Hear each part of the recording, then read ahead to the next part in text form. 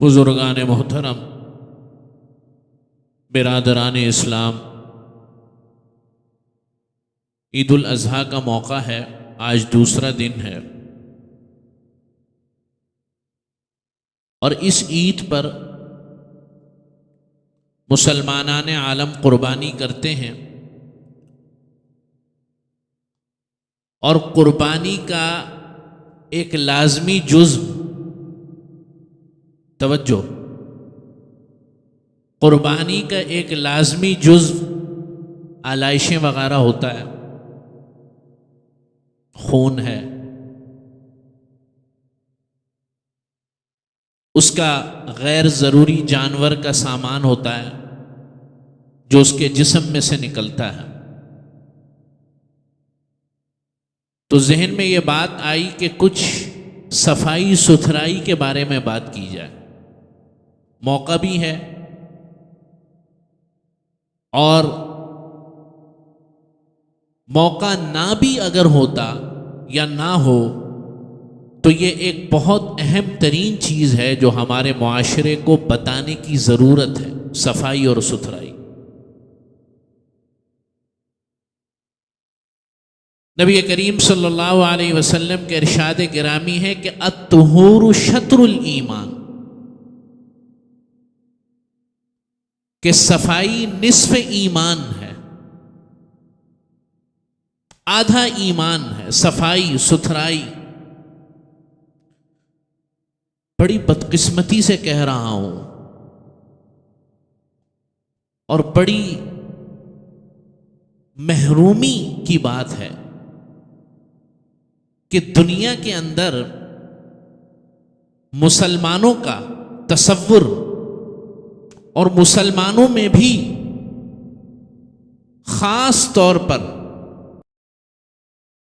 اہل پاکستان کا تصور، اہل ہندوستان کا تصور، یہ جو ہمارا سب کانٹیننٹ خطہ ہے، اس کے بارے میں بائی ڈیفالٹ لوگ اس بات کا شکار ہیں، اس نظریے کا شکار ہیں کہ یہ گندے لوگ ہیں۔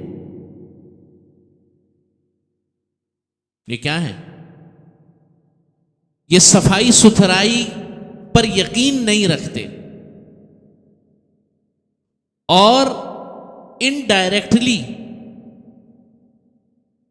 غیر محسوس طریقے سے ہمارے دین کے حوالے سے وہ بدظن ہوتے ہیں کہ یار یہ دین ہے۔ یہ جو قوم اپنی مسجدوں میں چپل اور جوتے صحیح طریقے سے نہ رکھ سکے، یہ کیسا دین ہے؟ یہ کیا سیکھتے ہیں؟ حالانکہ اللہ کے نبی صلی اللہ علیہ وسلم نے آج سے 1400 سال پہلے جب دنیا گندگی کا شکار تھی، عیسائیت اور یہودیت میں غسل کا رواج نہیں تھا،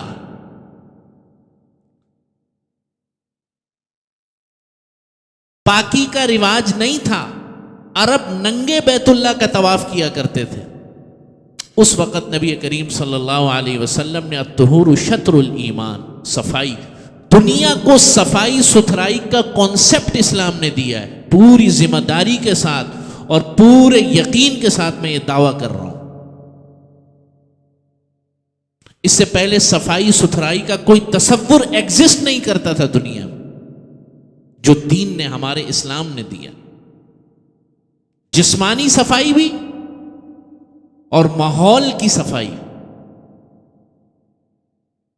آپ صلی اللہ علیہ وسلم نے فرمایا کہ ملت ابراہیمی کی شان ہے کہ زیر ناف کے بال کاٹے جائیں، بغلوں کے بال کاٹے جائیں، اپنے بالوں کو درست رکھا جائے، اپنی داڑھی کو درست رکھا جائے۔ جب مسلمان مدینہ منورہ آئے، مسجد نبی صلی اللہ علیہ وسلم کا قیام ہو گیا، جمعے کا دن شروع ہو گیا، جمعے کی نماز شروع ہو گئی، تو صحابہ اکرام مزدور لوگ تھے، اہل مدینہ باغوں میں کام کیا کرتے تھے، زراعت پیشہ تھے، جو زراعت پیشہ نہیں تھے وہ مزدوری کرتے تھے۔ تو جمعے کے دن مسجد نبی صلی اللہ علیہ وسلم بھر جاتی تھی تو حبس ہو جاتا تھا۔ نبی کریم صلی اللہ علیہ وسلم نے ارشاد فرمایا تم میں سے جو کوئی جمعے میں آئے تو وہ غسل کر کے آئے، یعنی اپنے کاموں میں اگر تم مشغول تھے جمعے سے پہلے تو پہلے اپنے گھر جا کر غسل کرو، نہا لو، دھو لو، تاکہ مسجد جو ہے بدبو زدہ نہ ہو۔ معلوم ہوا آپ صلی اللہ علیہ وسلم عین عبادت جمعے کے دن مسلمانوں کو صفائی ستھرائی اور اپنے جسم کو معطر اور اپنے جسم کو صاف رکھنے کا کہہ رہے ہیں، تو دین میں صفائی ستھرائی کا کتنا بڑا نظام اور کتنا بڑا مقام ہے۔ آپ کی نماز سب سے بڑی عبادت بغیر وضو کے نہیں ہوتی، بغیر غسل کے نہیں ہوتی۔ آپ قرآن مجید کو بغیر وضو کے چھو نہیں سکتے، طواف بیت اللہ بغیر وضو کے کر نہیں سکتے۔ یہ کیا ہے؟ ہر عبادت کے تقریباً تمام عبادتوں کے لیے وضو کو لازم قرار دیا گیا، حالانکہ عبادت تو جسم سے ہو رہی ہے۔ کیا یہ سجدہ اور رکوع بغیر وضو کے نہیں ہو سکتا تھا؟ اس میں پیغام ہے کہ جہاں دل کی صفائی کرنی ہے وہاں تمہارے جسموں کی بھی صفائی ضروری ہے، وہاں تمہارے ماحول کی صفائی بھی ضروری ہے۔ اور جیسے میں نے شروع میں عرض کیا، ہماری محرومی ہے، بدقسمتی ہے، کیا بڑی بڑی باتیں کریں۔ مجھے آج سے کچھ دن پہلے ایک صاحب نے بڑی اچھی بات کہی اور مجھے اچھی لگی۔ انہوں نے کہا امام صاحب کہ لوگوں کو کیا بڑے بڑے خیالات اور بڑی بڑی معاملات بتائیں، لوگوں کو کیا ذہنی سطح پر جو ہے ان کو مضبوط کریں، ان کے افکار اور نظریات کو درست کریں۔ یہاں تو لوگوں کو استنجا کرنے کا طریقہ نہیں پتا، پیشاب کرنے کا طریقہ نہیں پتا، یہاں تو لوگوں کو کھانے کا طریقہ نہیں پتا، اپنے ارد گرد کے ماحول کو کیسا رکھنا ہے اس کا طریقہ نہیں پتا۔ بڑی بنیادی کمیاں ہیں، بہت بیسک چیزوں میں ہم پیچھے ہیں۔ اور پھر میں وہ مشہور بات کہتا ہوں، آپ لوگ مسکراتے بھی ہیں اکثر، کہ پھر وہ ہم کہتے ہیں یہودیوں نے سازش کر لی، عیسائیوں نے سازش کر لی، ہے نا؟ کسی کو سازش کرنے کی آپ کو ضرورت نہیں ہے، آپ کے لیے کسی کو ضرورت نہیں ہے ہمارے خلاف سازش کرنے کی۔ یہ سب بکواس ہے، کیونکہ ہماری قوم یہ جو ہے نا وہ جسے کہتے ہیں سازشی تھیوریاں بہت جلدی لے لیتی ہے اپنے دماغ اور اپنے ذہنوں میں۔ وہاں مسجد میں یہ ہم نے جوتے رکھنے کے وہ بنائے ہوئے ہیں، اور مور دین انف بنائے ہوئے ہیں، زیادہ بنائے ہوئے ہیں۔ بول بول کے تھک گئے، اب کہنا چھوڑ دیا کہ بھائی وہاں سیڑھیوں میں جوتے اتارنے کی آپ لوگوں کو ضرورت ہی نہیں ہے، ہم نے اتنا زبردست نظام کیا ہے، وہاں پر بھی، ادھر بھی، بائیں ہاتھ پر بھی۔ آپ جب وہاں جوتے رکھتے ہیں تو ایک تو گندگی بھی ہوتی ہے، نیچے جوتوں کے مٹی ہوتی ہے، نمبر ایک جوتوں کے اوپر جوتا، پھر پھلانگنا، پھر ایک کا جوتا گم ہو رہا ہے، کسی کا کہاں جا رہا ہے، کسی کا کیا مسئلہ ہے۔ بھائی ہم نے اتنا اچھا انتظام کیا، آپ اس کے اندر جوتا رکھیں۔ بالآخر کہنا ہی چھوڑ دیا، کیوں اپنا دیں؟ وہ کہنے کے بجائے، سننے کے بجائے اگلے 2 4 5 گالیاں دے کے جاتے ہیں عملے کے بندوں کو کہ تم سے پہلے یہ مسجد قائم نہیں تھی کیا؟ یہ تو اس لیے کہنا ہی چھوڑ دیا۔ میرے عزیز دوستوں اور بزرگوں، یہ دین فطرت کا دین ہے، فطرت اللہ التی فطر الناس علیہا۔ دین اسلام فطرت کا دین ہے۔ ہمارے دین نے ہمیں یہ نہیں سکھایا۔ آپ صلی اللہ علیہ وسلم ایک موقع پر تشریف لائے، صحابہ بیٹھے ہوئے تھے، فرآ رجلا شعثا قد تفرق شعره فقال اما كان هذا يجد ما يسكن به شعره. صحابی روایت کرتے ہیں کہ ہم کچھ صحابہ بیٹھے ہوئے تھے، نبی کریم صلی اللہ علیہ وسلم تشریف لائے. اتانا رسول اللہ صلی اللہ علیہ وسلم، ایک آدمی کو دیکھا کہ اس کے بال بکھرے ہوئے ہیں، اس کے بال بکھرے ہوئے ہیں، پرا گندا ہے.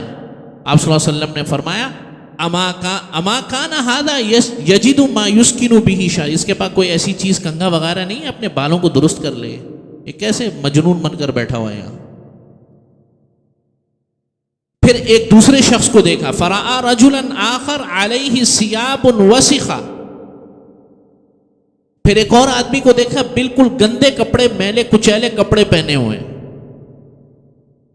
اما کان ھذا یجد، آپ صلی اللہ علیہ وسلم نے فرمایا اس کے پاس اتنی فرصت نہیں، اس کے پاس اتنی عقل نہیں کہ یہ اپنے کپڑوں کو دھو لے. آپ صلی اللہ علیہ وسلم نے ناپسند فرمایا.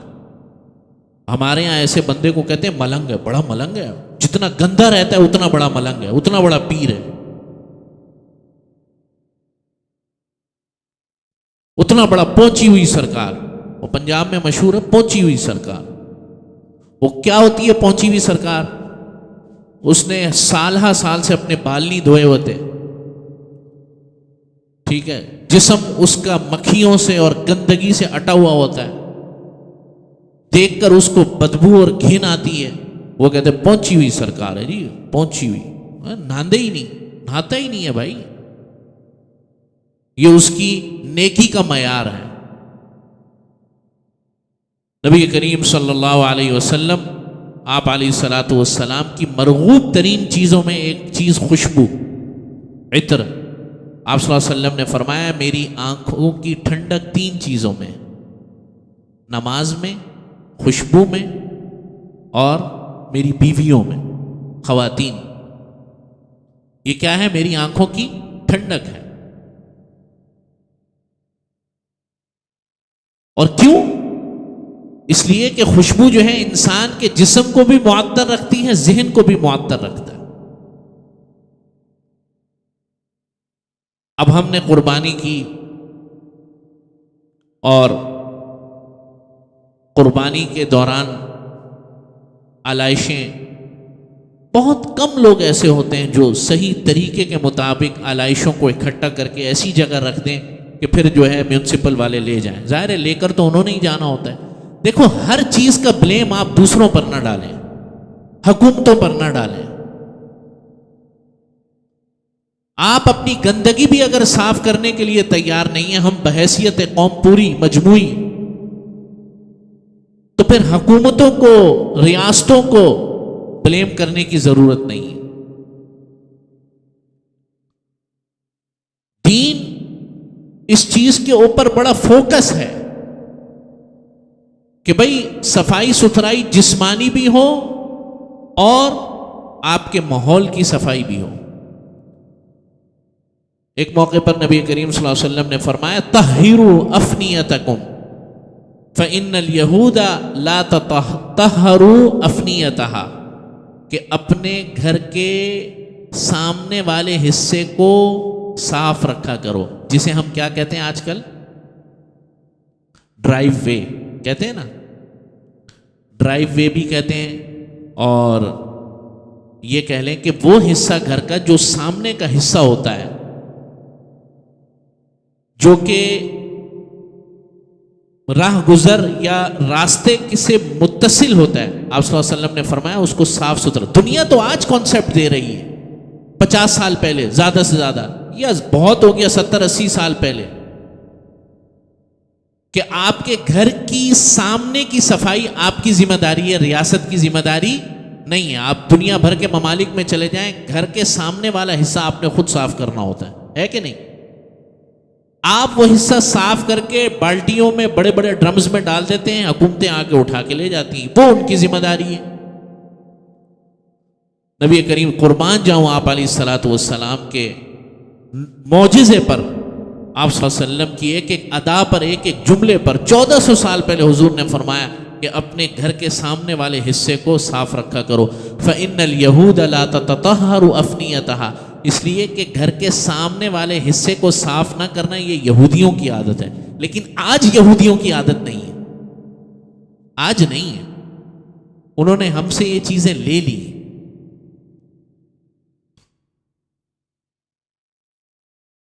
اور بڑے افسوس کی بات یہ بھی ہے کہ آپ اگر صفائی ستھرائی پہ تھوڑا سا زیادہ زور دیتے ہیں تو اگلے پھر کہتے ہیں یہ کون سا امریکہ ہے، کینیڈا ہے، اس نے پاکستان کو امریکہ سمجھا ہوا ہے. بھائی یہ صفائی ستھرائی کا ہونا کسی ملک کے ساتھ تعلق نہیں ہے، یہ آپ کا دین ہے، آپ کا مذہب ہے، آپ کی شریعت ہے. آپ علیہ الصلوۃ والسلام نے فرمایا اتقوا اللعانین، دو لعنت والی چیزوں سے بچو. قالو، صحابہ نے فرمایا وما اللعانان یا رسول اللہ، یہ دو لعنت والی چیزیں کون سی ہیں، یہ لعنت والی چیزیں کون سی ہیں؟ آپ علیہ الصلوۃ والسلام نے فرمایا الذی یتخلی فی طریق الناس او فی ظلہم، فرمایا دو لعنت والی چیزیں یہ ہیں کہ وہ لعنتی شخص ہے، وہ لعنت زدہ انسان ہے جو راستے کے اندر پیشاب پخانہ کرے، او فی ظلہم، یا سائے میں جو ہے اپنا بول و براز کرے. اب مجھے اس حدیث کی تشریح کرنے کی ضرورت نہیں ہے کہ ہمارے معاشرے میں یہ چال چلن کس قدر عام ہے. آپ صلی اللہ علیہ وسلم نے فرمایا راستوں کے اندر بول و براز کرنے والا لعنتی شخص ہے، لعنت زدہ انسان ہے. اور ہمارے یہاں بڑے اچھا حیا یعنی صفائی ستھرائی تو الگ بات ہے، میں کبھی کبھی سوچتا ہوں حیا بھی کیسے اجازت دیتی ہے کہ جہاں مرضی چاہے آدمی جو ہے اپنا سطر کھولے اور جو ہے جانوروں کی طرح شروع ہو جائے. یہ چیزیں ہمارے یہاں ہی کیوں ہیں؟ نبی کریم صلی اللہ علیہ وسلم پر یہودیوں نے اعتراض کیا ایک موقع پر کہ یار تمہارا نبی عجیب ہے. لوگوں نے کہا کیا مسئلہ ہے؟ انہوں نے کہا یہ جو تمہارا نبی ہے یہ تمہیں پیشاب پخانے کے بھی طریقے سکھاتا ہے. صحابہ نے فرمایا ہمارے نبی کے رحمت للعالمین ہونے کی سب سے بڑی دلیل ہی ہے کہ ہمارے نبی نے ہمیں جہاں جنتوں کی آسمانوں کی بشارتیں ہم کو دی، جہاں دنیا اور آخرت کی بھلائیاں ہمیں دین کے حوالے سے دی، وہاں ہمیں دنیا گزارنے کے بھی طریقے سکھائے. حضرت حذیفہ بن یمان رضی اللہ تعالیٰ عنہ نا فارس فتح ہو گیا، پرشین امپائر، تو وہاں کے گورنر نے صحابہ کو مذاکرات کے لیے اپنے محل میں بلایا کہ آئیں ذرا بات چیت کرتے ہیں. تو حضرت حذیفہ رضی اللہ تعالیٰ عنہ چلے گئے، اور بھی لوگ تھے. تو دوران طعام کھانا کھاتے ہوئے حضرت حذیفہ رضی اللہ تعالیٰ عنہ کے ہاتھ سے لقمہ نہ گر گیا. تو حضرت حذیفہ نے وہ لقمہ اٹھایا اور اس کو اوپر سے صاف کیا اور کھا لیا. تو دربان پیچھے کھڑا ہوا تھا، اس نے کہا یہ کیا حرکت ہے، تم بادشاہ کے جو ہے دربار میں ہو، گر گیا تو گر گیا. تو حضرت حذیفہ رضی اللہ تعالیٰ عنہ نے جواب دیا، اور ایسا جواب دیا کہ آج تک وہ سیرت کی کتابوں میں سونے کے پانی سے لکھے ہوئے جانے کے قابل ہے. حضرت حذیفہ نے جواب دیا هل اترک سنت الحبیب لهؤلاء الحمقاء، کہ میں ان احمقوں کے لیے نبی کریم صلی اللہ علیہ وسلم کی سنت چھوڑ دوں؟ ہمارے نبی کا طریقہ تو یہ ہے کہ اگر کوئی چیز گر جائے زمین پر اور وہ بالکل یعنی کہ مٹی میں مل نہ گئی ہو، شرط یہ ہے وہ بالکل اسی طرح ثابت ہو، اس کی حیت تبدیل نہیں ہوئی ہو، تو پھر یہ ہے کہ اس کو اٹھاؤ اور اوپر سے صاف کرو اور کھا لو۔ یہ ہمارے نبی نے سکھایا۔ تو میں اپنے نبی کی سنت اور طریقوں کو ان احمقوں کے لیے نہیں چھوڑوں گا۔ یہ انسان کا ظرف ہونا چاہیے، یہ انسان کی جو ہے ول ہونی چاہیے۔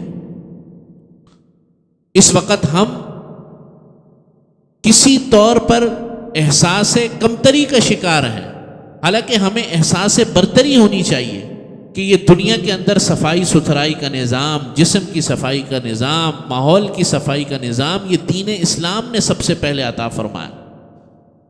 اماطۃ الاذی عن الطریق صدقہ، آپ صلی اللہ علیہ وسلم فرما رہے ہیں راستے سے تکلیف دہ چیز کو ہٹانا صدقہ ہے، 1400 سال پہلے فرمایا۔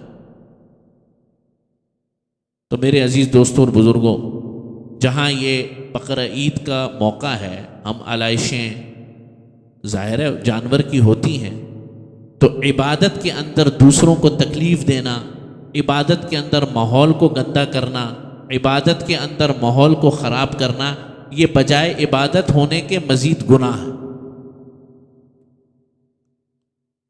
اس لیے خوب اچھی طریقے سے ذہن میں یہ بات بٹھائیں، اپنے بچوں کو سکھائیں، اپنے ماحول، اپنے خاندانوں میں اس بات کو کریں کہ یہ صفائی ستھرائی کا نظام یہ دین نے ہمیں، دین اسلام نے دیا ہے، ہم نے چھوڑ دیا، غیروں نے اختیار کر لیا۔ اب ہم بڑے حیران ہوتے ہیں، اور دیکھو کتنی صفائی ہے فلاں ملک،